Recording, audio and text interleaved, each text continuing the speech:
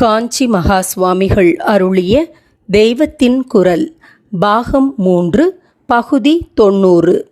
சாஸ்திர கட்டளை. சாஸ்திரத்தில் அவனவனும் தன் வஸ்திரத்தை தானே தோய்த்து போட்டுக்கொள்ளணும், தன் சாதத்தை தானே களைந்து வைத்து பொங்கி தின்ன வேண்டும். ஸ்வயம்பாகம் என்பது இதுதான் என்றெல்லாம் தான் சொல்லியிருக்கிறது.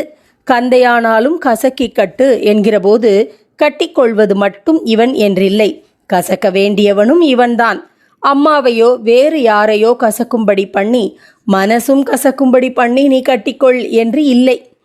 ஒருத்தனுடைய நித்திய சரியைகளை தர்மசாஸ்திரத்தில் சொல்கிற போது அவன் காரியம் முழுவதையும் அவனே பார்த்து கொள்ளும்படிதான் வைத்திருக்கிறது. பூஜைக்கு புஷ்பம் பத்திரம் கூட அவனவனேதான் பறித்து கொள்ள வேண்டும் என்று இருக்கிறது. ஆனாலும் குரு மாதிரி ஸ்தானத்தில் இருக்கிற ஒரு பெரியவர், வயோதிகர், மாதா பிதாக்கள் ஆகியவர்களுக்கு கைங்கரியம் செய்வது புண்ணியம் என்பதால் இப்படிப்பட்டவர்களுக்காக சிஷ்ய ஸ்தானத்தில் புத்திர ஸ்தானத்தில் இருப்பவர்கள் வஸ்திரம் தோய்த்து போடுவது, புஷ்பம் பறித்து தருவது, பூஜா கைங்கரியம் பண்ணுவது என்றெல்லாம் ஏற்பட்டிருக்கிறது.